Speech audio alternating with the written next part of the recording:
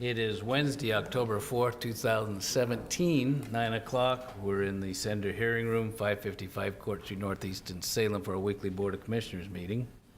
We start the meeting with the Pledge of Allegiance, so please join.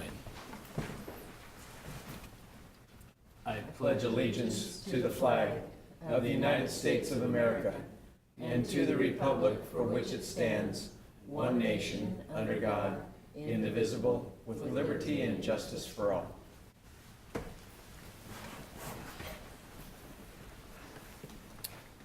First item is public comment. As usual, we have one person signed up, Ken Hetzel. Ken?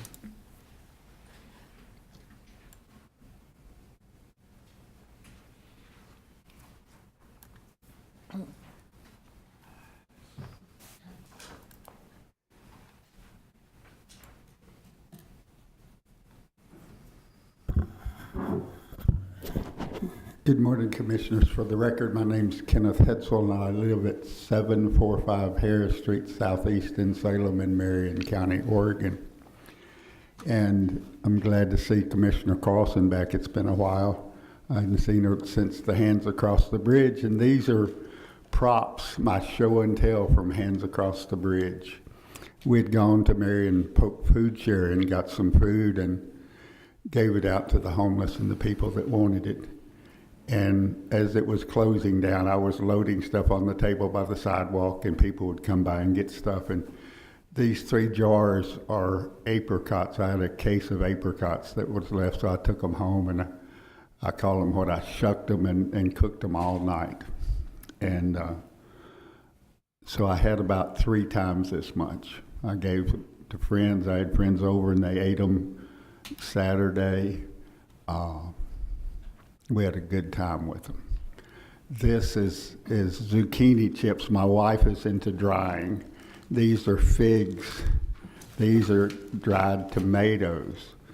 And this little jar is a whole stalk of celery that was this big and this long. My wife dried it to get it out. I'm a hoarder, drag it home, put it on the cabinet, and she got rid of it, so she downsized it. And what made me think of this is that I go to the church in the park at Cascade Gateway Park,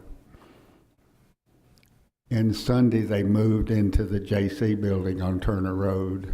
For the next 6 months they'll be there, and they had food that they were giving to the homeless. And imagine somebody on a bicycle carrying a stalk of celery, a bag of carrots, and a bag of potatoes. If we downsized that for them, they could carry it and it would last a lot longer. So I'm going to work with Food Share. They have a kitchen. Anywhere we can find a kitchen, I want to train my peers to shuck it, dry it, can it, and have it for later. To take one home to eat today, make soup and take one home today and freeze one, so we have less food insecurities. And I think of Tamara. I'd talked to the Marion County Fair. The fair is a mighty oak, but it sits in the shadow of a stately oak, the state fair. And people have to have a choice between, well, do I go to the Marion Fair and spend my entertainment dollar, or do I go to the state fair, which is 5 times as big?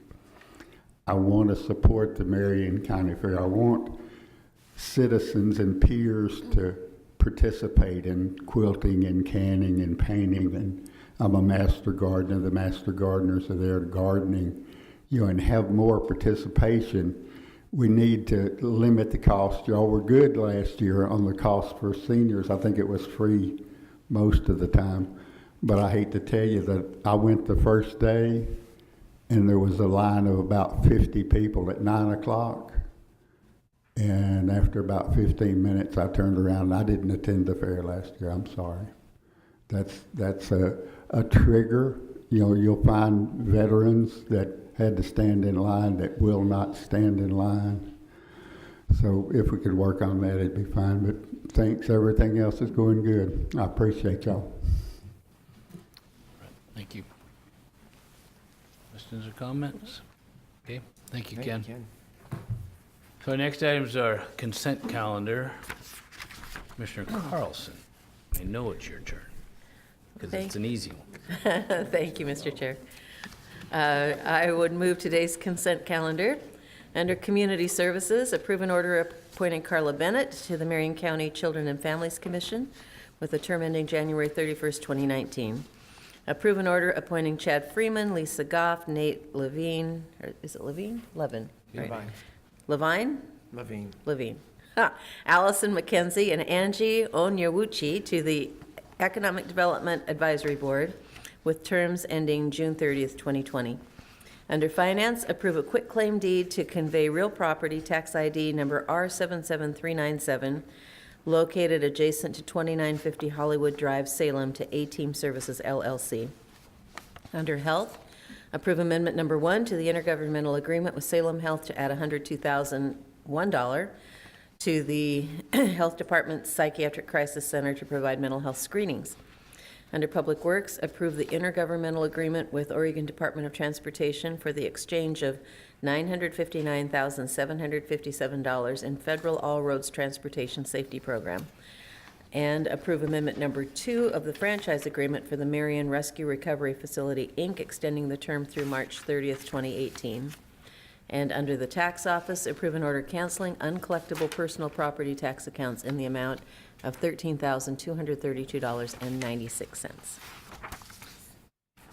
I hate to criticize you, Marion Resource, not Rescue, but.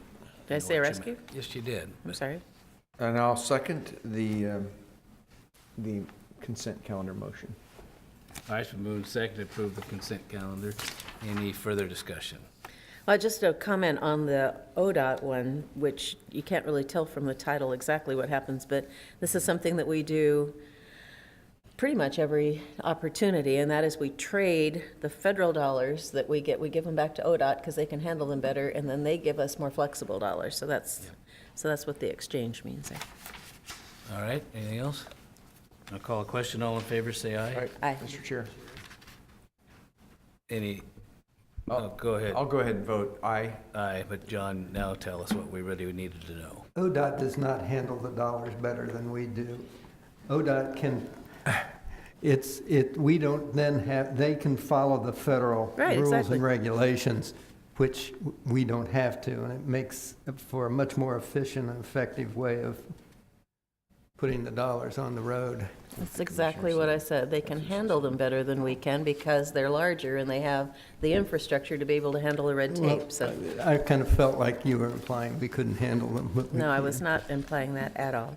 All right, we have approved it. Now let's move on to the action item. The first is under Community Service, consider approval of a memorandum of understanding with the Marion County Fair Board and Marion County. Tammy Getch, good morning.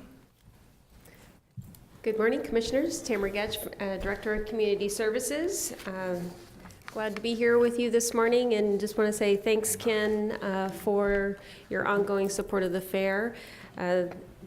We need volunteers to do lots in order to make that fair happen, and the Fair Board happens to fall into that. Our Marion County Fair Board is comprised of 7 volunteers in Marion County who monthly join together to plan for the fair based on the ordinance that gives them the responsibilities to be exclusive management authority for the production of the fair, the planning and production. So the purpose of this agreement is to establish a method of determining compensation to the county for services that are offered to the Marion County Fair Board for the production of the fair. So in general, per the ordinance that defines the Fair Board's responsibility, the Fair Board could be solely responsible for putting on the fair. However, through this agreement, they are requesting the continuation of support from Marion County for us to help them in producing that fair. The Fair Board is, under this agreement, an agency of the county, and these 7 members continue to work hard to make that happen. Each Fair Board member, the county provides seeks out a bond for all of its members to help keep that secure, and those are all done annually. And we use our risk management services to help acquire that. Personnel, we have dedicated personnel in our office out of the Community Services Department, Denise Clark, who does an amazing job in helping to manage the fair. One of the responsibilities of the Fair Board is to comply with open public meeting law and making sure that citizens are able to participate if they choose. Denise helps in doing daily management of activities, supports, public noticing, minute taking, and she also runs the fair office at fair time. She is a county employee and is under the county's responsibility, or under the protocols that the county has for its employees. The management services are also something that we take care of for the Fair Board with this agreement. We provide contracting, accounting, bookkeeping, payroll, and legal services when needed, as well as risk management and more. Also, I have to say that the county provides a lot of other supports that aren't necessarily in this, just because the county has shown its favor to the county fair and understands the importance of that in the context of bringing the community members together in a way that makes a difference, as well as giving 4-H young people and FFA young people an opportunity to compete at a state level. The budget is prepared out of our office, but in collaboration with the Fair Board. Each month we bring the budget to them for any kind of adjustments. We then take care of all of the legalities that are required under county protocol, and then per this agreement, they are able to comply with all of the budget laws.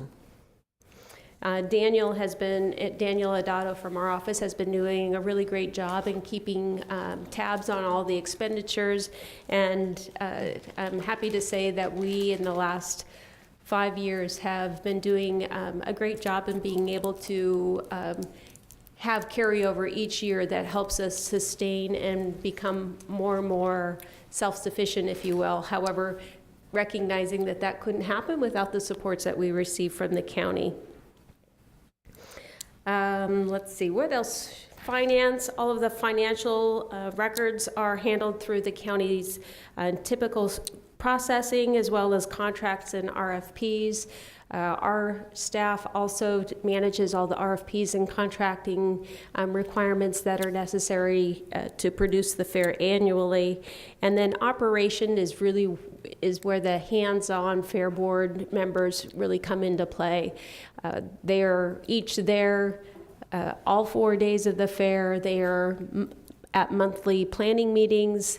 They provide input and planning for all kinds of ancillary kind of activities and supports. Any kind of program that we change, they're the ones that actually authorize whether or not we utilize the budget that has been associated to this particular program area. The county fair also has an administrative charge within its budget that pays for all the supports that they receive from the county. This draft agreement was presented to the Fair Board at its September 2017 meeting, and they are requesting that the county consider renewal of this agreement, and the agreement that you have before you should have signature of Dylan Wells, who is our current chair. Any questions, further explanation, clarification? Where do I go? Please. No, go ahead. I just want to make a comment. Thank you, Tammy, for providing the overview. And this is a very comprehensive agreement. And you alluded to this, but I just wanted to emphasize it. And that is that under Oregon statute, the fair boards around the county and counties, and there are 36 counties and I think pretty much every county holds a fair. Ours is probably the only county that rents the fairgrounds and doesn't have our own fairgrounds. There's There only might be- one or two others. Yeah, one or two others, right. So that puts us in a bit of a different relationship. But in the Oregon statutes, fair boards can own property, manage property. They're responsible, as you said, for managing the entire Marion County Fair.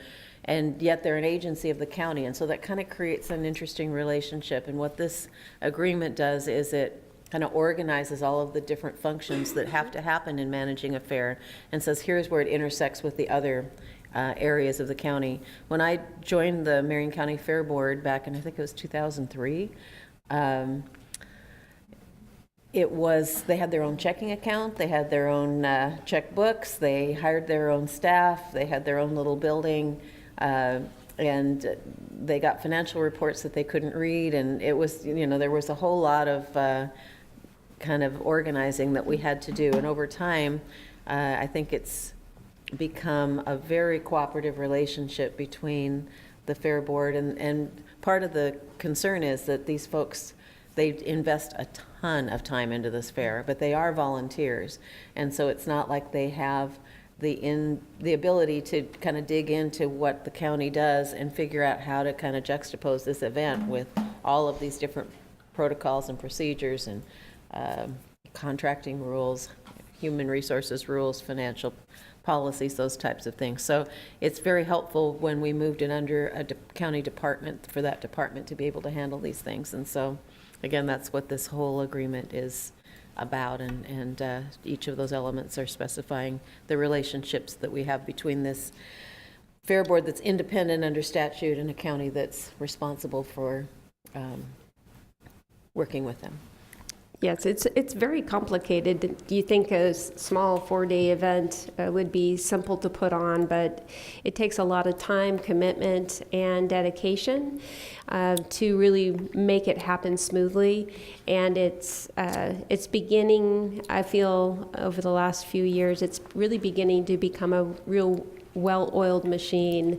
And the Fair Board, even though there's always bumps in the road because we're dealing with limited resources that don't necessarily align with desires, we have to make hard choices that I think we're a good team and we're making some good strides. Commissioner? Yeah, thank you, Mr. Chair. Tamara, thanks for your simplifying a complicated issue. I just have a question. How is the Marion County Fair Board Foundation related to staff or to the fair? So the Marion County Fair Foundation was established before my time in this position. However, their interest is to support the Marion County Fair, and their interests are separate. Not interests, but their actions are separate. They're a nonprofit that has their own responsibilities financially, and they can choose to do what they wish with its resources. We've been working for the last 3-4 years with them collaboratively, looking for ways that matter to them as well as to us and the recipient. Typically, it's the youth. So they choose to invest its resources that are secured through fundraising efforts. We have a swine and wine, or they have a swine and wine annually, and that benefits, raises resources that they can then invest in activities at the fair. Particularly, they pay for herdsmanship, which is teaching kids to care for others, as well as the grounds in which they use during fair time. They pay for a partially payment for all of the youth and 4-H and FFA premiums. So if they score high enough, or depending on how they score, if they get a red ribbon or blue ribbon or a white ribbon, they get different levels of payment. And then the last couple of years, we also extended that to our public competitions. So any youth who enters that, they also get a premium payment that the Fair Board supports.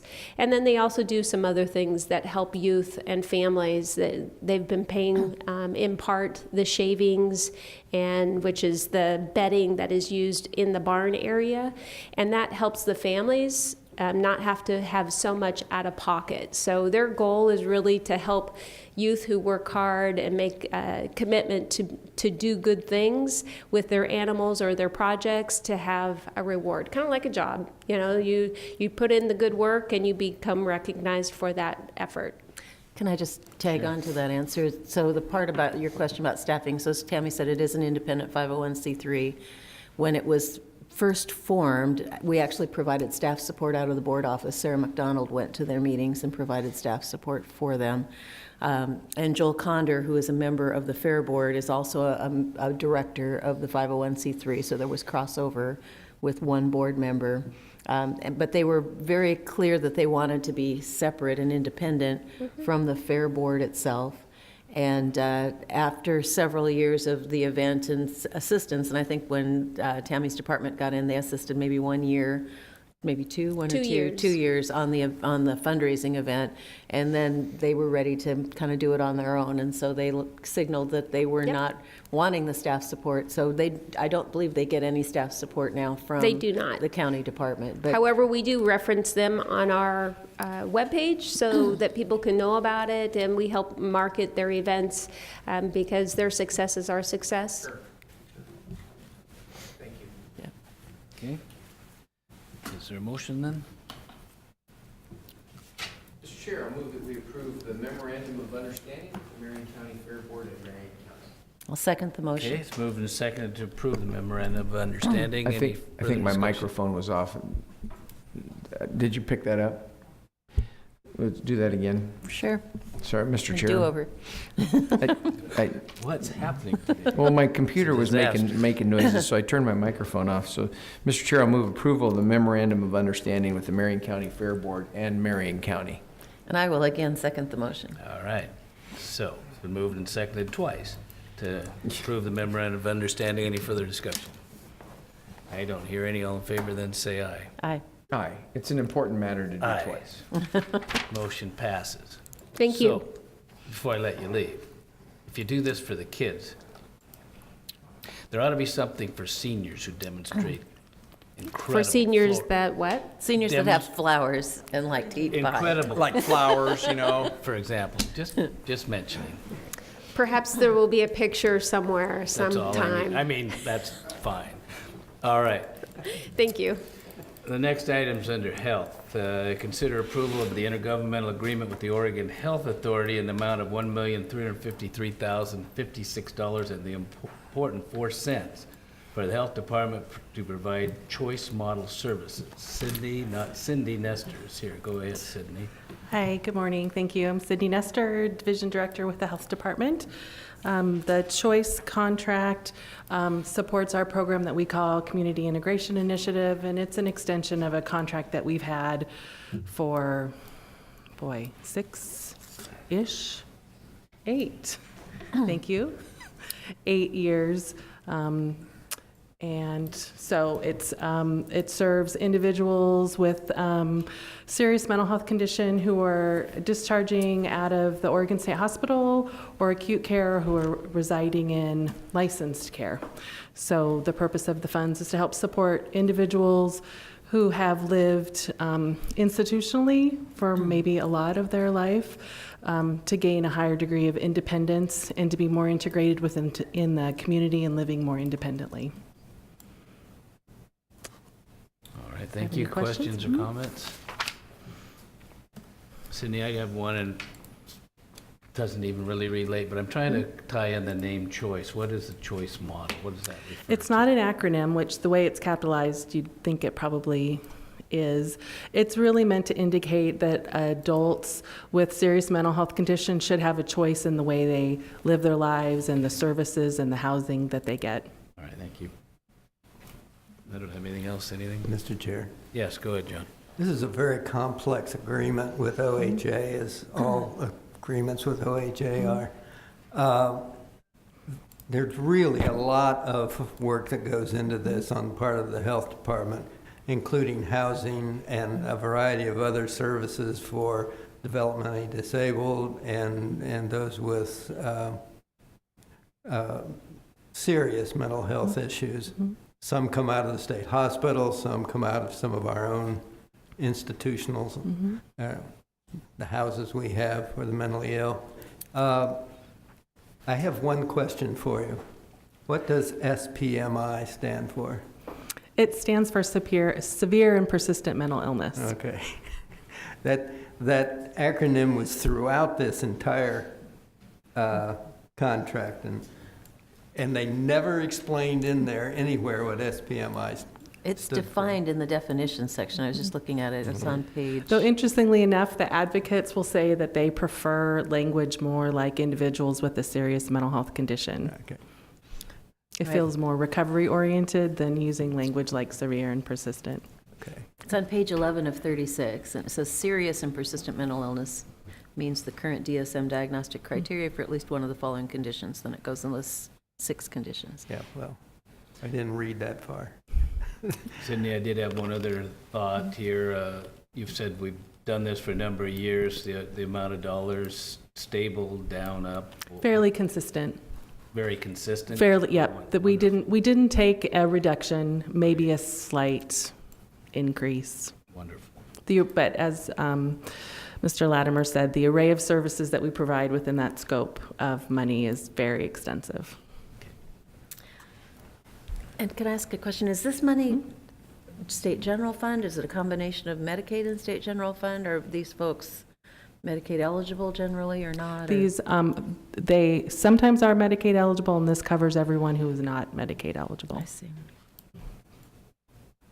Mr. Chair, Yes. it also covers Medicare, doesn't it? Eligible Yes. folks, yeah. All right. So, Mr. Chair, I would move approval of the intergovernmental agreement with the Oregon Health Authority in the amount of $1,353,056.04 for the Health Department to provide choice model services. I'll second. Okay, it's moved and seconded to approve the intergovernmental agreement with the Oregon Health Authority. Any further discussion? Hearing none, all in favor say aye. Aye. Aye. Aye. Motion passes. Thanks, Sydney. Thank you. Next is under Public Works. We receive a Marion County Planning Commission's decision approving subdivision case 17002, West Coast Home Solutions, Clerk's File 5733, Joe Fenimore.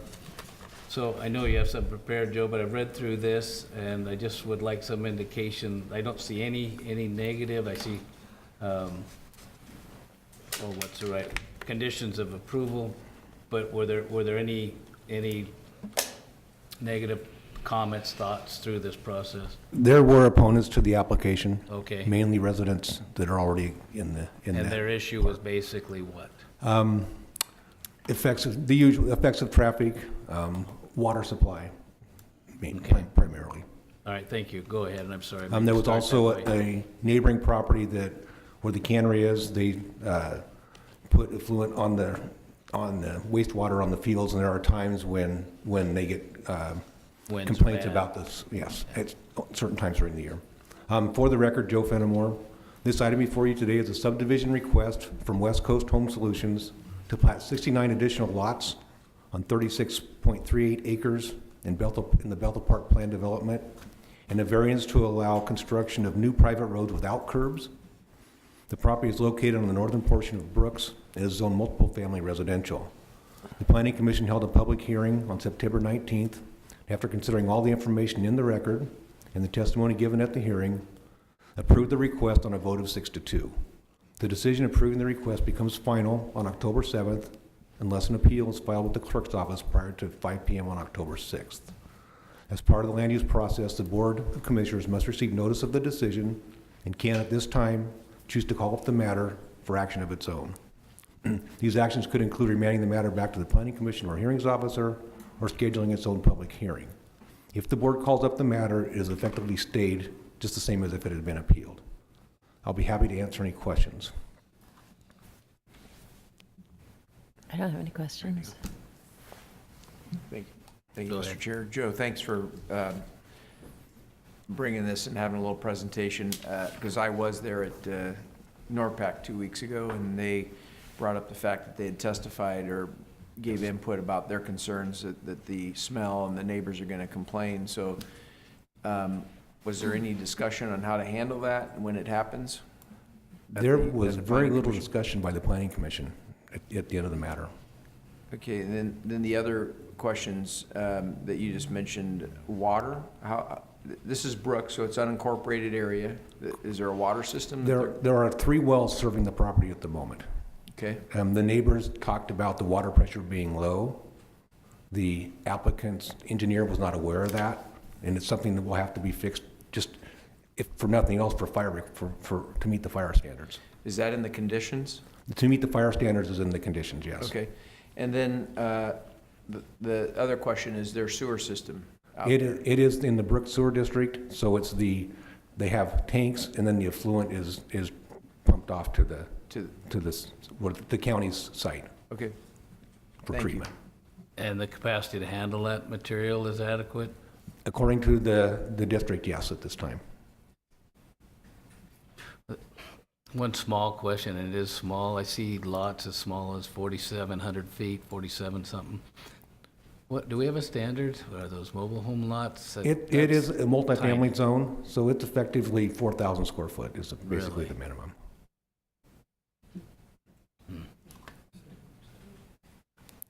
Okay. Your recommendation, Joe, is to do what? Well, you need to receive the decision, and then I want to put you on the spot, Joe. it's up Just to you whether you want to take any kind of, call it up on your own, I guess. It could Was still be there- appealed. And if that happens, if it's appealed, then Public Works will bring the appeal to you to consider action at that time. so Mr. Chair, I will move that we receive the Marion County Planning Commission's decision approving subdivision subcase number 17-002, West Coast Home Solution, clerk's file number 5733. I'll second the motion. Do we need any, we're just receiving it, we don't need to acknowledge the conditions of approval or anything, Joe? Correct, you're just receiving notice. All right. Okay, it's been moved and seconded to receive this planning commission's decision that approves the subdivision. Any further discussion? All right, hearing none, all in favor say aye. Aye. Aye. Aye. Thank you. Motion passes. Thank you, Joe. Thanks, Joe. The next and final action item this morning is under the Sheriff's Office. We can consider approval of an intergovernmental agreement with Oregon Department of Corrections in the amount of $25,811,144 to assist with services that increase client opportunities for successful rehabilitation through June 30th, 2019. Commander Jeff Wood is here, and if you're ready, go ahead, Jeff. Thank you, Commissioner, and Commissioners, thank you for a moment of your time. For the record, Jeff Wood, I'm the Community Corrections Commander with the Marion County Sheriff's Office, here before you to hopefully get your approval on a $25 million intergovernmental agreement with the Department of Corrections for our state plan. As you've heard from me many a time, we're required to submit this state plan every 2 years. The plan itself gives a general overview of the services that we provide to the citizens and clients of Marion County. It can be everything from our general supervision practices, our sex offender supervision unit, our general unit, our domestic violence unit. It gives descriptions of our Senate Bill 416 programs, electronic monitoring, day reporting, and of course our Marion County Reentry Initiative. The plan itself includes other funding sources, not just this intergovernmental agreement monies. It includes our Measure 57 monies, and John, I will try not to use too many acronyms here. Our Family Sentencing Alternative Program, it includes monies like that, so that, and our Justice Reinvestment Plan. What it does not include is a pending justice reinvestment submission, supplemental funding that we literally hit the go button on last Thursday. So it does not include that, but it does include the previous submission that we did because there was an allocation. Those dollars, even though it is a community corrections plan, one of the things that I will mention is that, and it was the intent of Senate Bill 1145 back in 1997, those monies are not just meant for community corrections. You'll see within the plan itself, we have, and I'm talking 2-year dollar amounts for the record, We have $1.7 million that's going to our operations division to provide things like contract assistance, payroll, leadership. We have $8 million that is going to our jail and transition center to help for 1145 sentences and our sanctions that we impose on clients when they're in violation of their supervision, and $45,000 that goes to our enforcement division to pay for a part of a full-time evidence technician commensurate with the amount of things that we occasionally seize from our clients. Again, commissioners, you've heard me talk about this over the years. There has been some pressure on the 180 fund. One of the funding sources that we've mentioned to you are, although we call it the Alternative to Incarceration Program, it's also referred to as treatment transition funds. Those dollars, which Marion County had been receiving about $100,000 per year, were eliminated from the legislative allocation. And so that has put we've had to shift those pressures because the clients are still getting out, they're still eligible, they're still getting out, and we still need to provide some of those services. So in terms of subsidy housing and drug and alcohol treatment, we've had to move some of those, the people who are being released have to be moved into other existing programs. The plan itself is based on a $273 million legislatively approved budget. That budget is based on a per day rate of about $11.60. I won't get into how that calculation was made. That's a 3 or 4 hour presentation in and of itself. But the $11.60 a day times the corrections forecast, we have roughly about 32,000 people on some form of supervision, times 2 gets you to about $273 million. So once you've built that entire 2-year statewide budget, now we need to get into how does Marion County get their slice of the pizza pie, so to speak. They do snapshots on the even number years, October, November, December, based on those snapshots and based on some of the populations, not just people who are on probation or post-prison supervision. They also calculate people who'd been previously released to earn discharge or had been transferred to bench probation. They even calculate the people who are going out of state on interstate compact or coming in on interstate compact. And once they kind of put all those numbers in a blender, shake it up, they determine which counties have which percentage of the total population. With Marion County, we actually went up a little bit from the previous biennium from 9.2% to 9.42%, which is good, but it's not as much as our high percentage, which was back in, I think, the 9/11 biennium when we were at 11.02%. And when I talk about some of the pressures, and again, it's captured within the plan, some of those programs that we used to get outside funding for, like a AIP, even our old, or what we call the ORS 144 program, which was funded by DOC, those program costs have actually shifted a little bit to the 180 fund. So what was the ORS 144 program, now our jail reentry program, is funded through $180. The Demunis Center, which historically had some subsidy or local support funding, we are incorporating both in the 180 fund and the Justice Reinvestment Plan. Because of some of those pressures and because of some of the increasing personnel costs, there are some reductions that we're making this biennium and this fiscal year that previously we had funding for last biennium and last fiscal year. You've heard me say this before. We have 4 deputy positions, PO positions, that will remain open. I don't believe we'll be able to fill them this fiscal year or next. We have a case aide position that I do not believe we'll be able to fill this fiscal year or next. And we have an employment integration specialist that I don't think we'll be able to fill either year of this state plan. In terms of some of our other services that we provide, our polygraph services has been reduced about $8,000 per year. Our training budget has been reduced about $7,000 per year. And then our sex offender treatment program, I do want to caveat this with, we are reducing and eliminating one part of the sex offender treatment program, but we are keeping our high-risk sex offender treatment program funded within this. But the one that is being reduced, we're eliminating it as of the end of this year. That'll save us about $65,000, and it will remain eliminated through the next fiscal year, which will save us about $115,000. That said, I certainly don't want to close this on a negative note. There are a lot of things that we should be proud of, that I think the citizens of Marion County should be proud of, one of which, and I know it's an oversimplification, our recidivism rate does continue to go down if you look at a linear plan over the years, even with the new definition of recidivism. Historically, recidivism has been defined as a new felony conviction within 3 years of release from prison or placement on probation by the courts.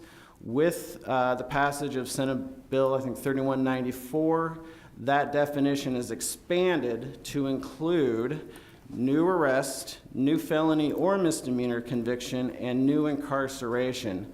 I think our position has been, with the practices that we've been employing the last, I'll say 10 years, no matter how you define recidivism, if we do these consistently and adhere to some of the proven strategies that we've been employing over the years, recidivism will go down, and it has, regardless of definition.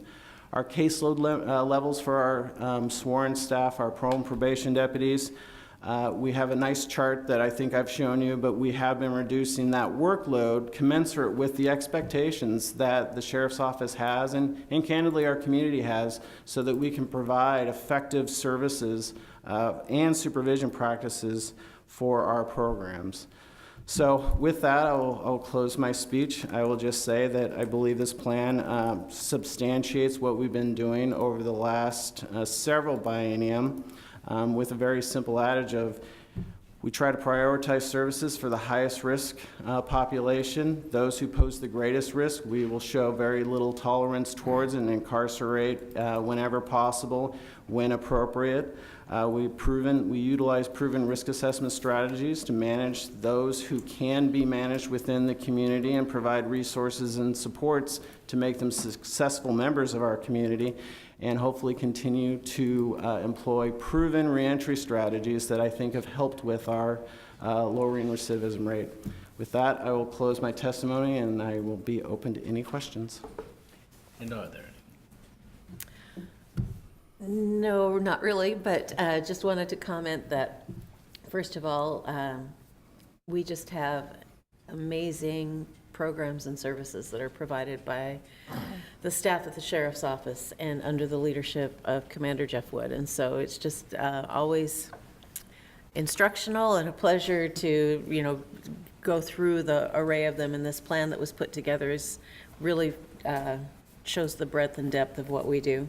Secondly, the Public Safety Coordinating Council received a lovely PowerPoint presentation on September 12th and voted unanimously to support the plan, and that letter that I included with the plan is in the packet, kind of in the middle.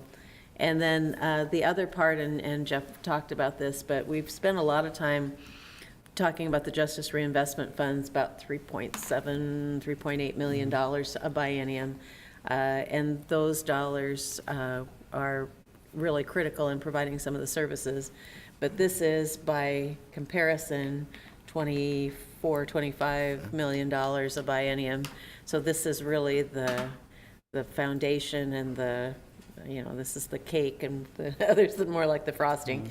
And so while the legislature made valiant efforts, and I think we really need to thank Senator Jackie Winters for the efforts that she made, because the cuts would have been more dire, significant, if the governor's budget would have gone through at the level that they were talking about in January. Still, because of the union negotiations and salary increases, healthcare costs, PERS, all the other budget drivers that we're dealing with in other areas, it didn't quite make the mark in terms of what we needed to continue all the services that we had been doing up to this point. So we had to make some really tough choices. And but I do think that this plan will continue, for the most part, the good work that we've been doing. So just wanted to again say thank you and congratulate you for a job well done. Appreciate that. Thank you. Jeff, I'll just echo Commissioner Carlson's comment about the great work that you and your team do, and Commissioner Carlson, over the years that I've watched and been a part of your leadership in this area. A couple comments that I just want to make, and I don't know if the people that are watching, You mentioned it in 2011, we were at 11.02% of the pie. Now we're down to 9.4, or I think this year it came back up to 9.4. That really is one of those swords that cuts the wrong way when you do a good job. Right, exactly. We have had success in our recidivism and lowering the caseloads and the amount of people that Marion County has been going back and coming through the cycle, and so now we get penalized financially for doing a good job. It's kind of like cleaning your room and then your mom cuts your allowance in half or something like that. You can't just put it under the bed, Kevin. Yeah, I guess that wasn't a good analogy. Yeah. Where does that fit in? Wasn't a good analogy, but it just doesn't, it's never made sense that we haven't come up. I guess House Bill 3194 is some, grant of, okay, we are doing good things, so we're able to apply for those grant dollars, but it's not guaranteed. It's not directly related to the great job that you've done over the years. I have a question about the employment integration specialist. I hadn't heard that in our work session or in our presentation before. And as somebody who still serves on the Governor's Reentry Council and co-chairing the Business Implementation Committee, is Deb still playing that role in Marion County? And if so, what is her time allocation for that? That's a great question, Commissioner. Deb Giard, who is, initially when Deb started with the Sheriff's Office, she was our employment coordinator. And we also had a position titled Employment Integration Specialist. With our implementation, the SOAR program, Student Opportunity for Achieving Results, which is an intensive drug and alcohol treatment program at the Chemeketa campus, a reentry program, Deb's role morphed more into a program coordinator role, so we retitled her position to program coordinator. That said, Deb is still involved in employment and networking with employers to try to get, as you know, jobs for our clients who are both returning from incarceration and sentenced to probation. And so, yes, she still continues in that role. But it is somewhat limited to the degree that a lot of her time, I'd say at least 50 to 75% of her time, is occupied by running I'll say a very rigorous drug and alcohol reentry program. And so the employment integration specialist, the position that has been vacant for some time and will remain so, that was the day in and day out. Clients come in, get job referrals, and try to get them resume updated, skill building with interviews. That position, again, it's key. Sadly, I just don't have funding to continue with that. Gets shifted to the parole and probation deputies, which was a service we could provide to them to help alleviate some of their workload. Now that kind of shifts back, which highlights the importance of the reduced caseloads for the POs too. Follow up, if I may. Yeah, I just wanted to add a note to that. It's interesting because both of those positions were our cash match They were. for the original 2009 grant that we did for Bureau of Justice Assistance. Yeah. That really was the seed money that started the whole reentry initiative. And we called one the job developer, and that was Deb's position, and so that was more working on the employer side. And then the other one, Megan's job, was working with the clients on helping them be Correct. prepared to go into the workforce. I hesitate to say this because I don't want to put more work on you, but is there, and we were just in a meeting yesterday at Dave's Killer Bread talking about this, and I get a chance to come down at AOC to talk with your statewide organization about this. Is there a way that we can go back and look at how we were doing with employment in historical numbers as well as how we're doing now? And I know Deb said this yesterday, it's a matter of, do the officers check the right box? There may be notes that this person got a job at Subway or whatever, but did they check the box? And trying to track this data of okay, housing, do they have IDs? And we know the three basic things that they need when they come out is that, a place to live, some ID so they can get a place to live and a job. Commissioner, if you're asking, can we give a historical perspective on what, say, our employment rate or at one point our unemployment rate is for the clientele? Yes, absolutely. Deb is correct in that the board has heard me relay that the system that we're utilizing, it's been around for a while. 25 years old or something, yeah. It's not the best program, and so I think what Deb is referencing is, garbage in, garbage out. If people aren't inputting, and it's a very sensitive system too, in the sense that when in doubt, it defaults to a no. And so if somebody did get a job and it was recorded and so into the chronological entry and didn't put it in the right field, it will default to unemployed versus employed, even if they do have a job. But that is something that we regularly check in terms of the audits that we do on the caseloads to make sure that we can get that data, because with your work and just knowing that for people who do have jobs, that daily decline almost in recidivism is profound. It's positive. It does great things. And so that is something we want to keep track of. And we have been. We can get that data. I think what Deb's concern was, and I do share it, is the last couple years may not be as robust as the current years. But yes, we can get you that data. Yeah.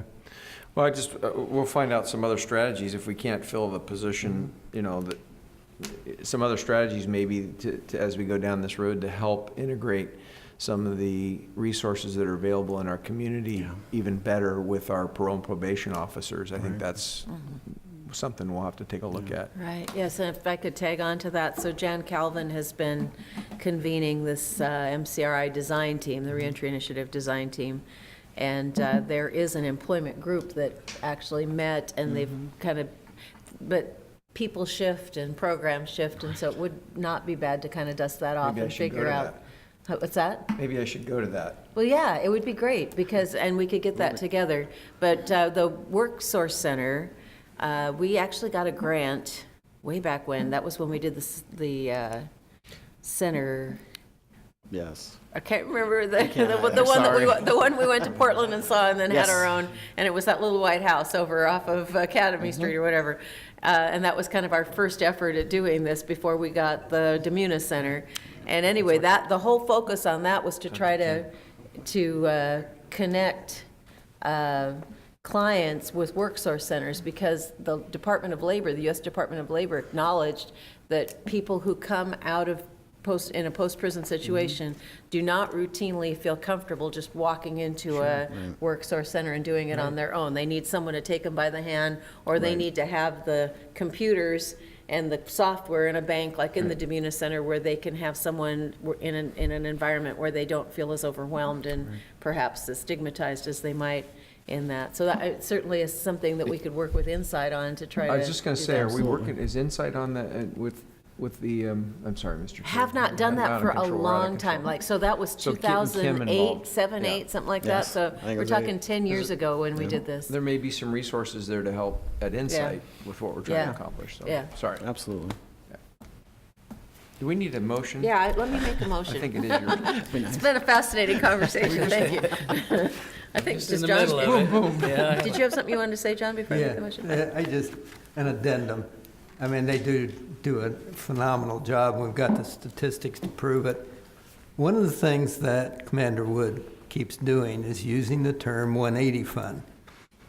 Our folks out there in the audience would not have any idea what he's talking about when he uses the 180 fund.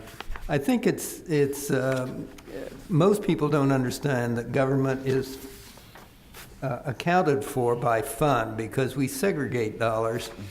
So they're used for the purpose that fund was set up for. So the 180 fund is our parole and probation fund, of where the dollars are accounted for. I just wanted to add that. Most people would know what you're talking about when you say the 180 fund. Thank you, sir. I was so focused on my acronyms and getting that right. I should have defined the 180 fund.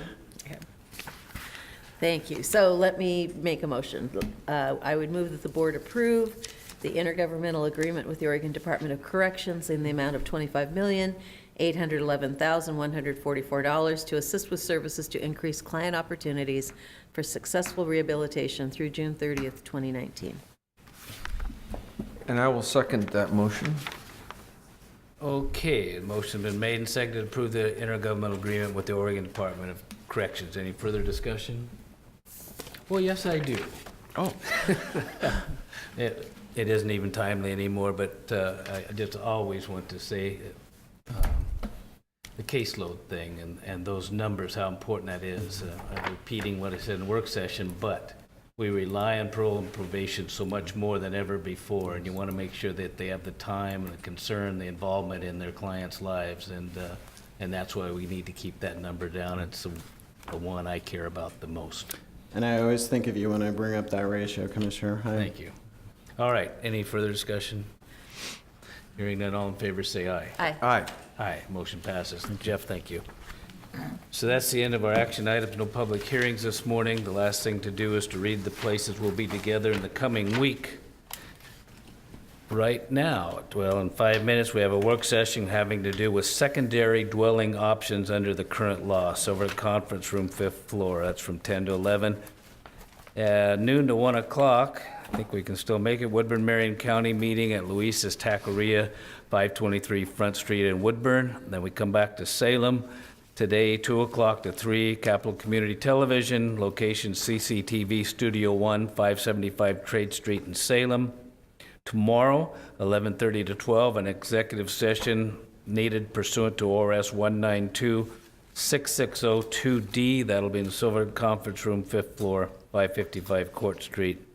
Thursday evening, 7 o'clock to 9, East Salem Suburban Neighborhood Association meeting at the Marion County Fire Station Conference Room, Arm 1, it says, 300 Cordon Road Northeast in Salem.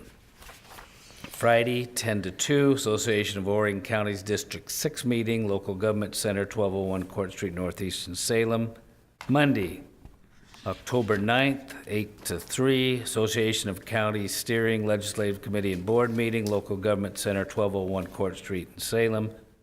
Tuesday, 7:30 to 8:30, State and Marion County meeting at the Covered Bridge Cafe, 510 North 3rd in Staten. We come back to Salem at 9:30 for calendar review from 9:30 to 10, Silverton Conference Room, 5th floor.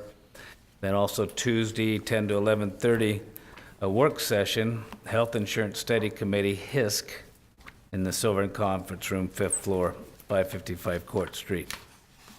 Tuesday, the 10th, 4 to 6, Marion County Public Safety Coordinating Council, Commissioners Boardroom, 5th floor, 555 Court Street Northeast. And then next Wednesday at 9 o'clock, our next regular Board of Commissioners meeting here in the Senator Hearing Room, 1st floor, 555 Court Street in Salem. All right. Anything else we want to bring up this morning? I think so. All business. Okay. With that, I'll call this meeting adjourned.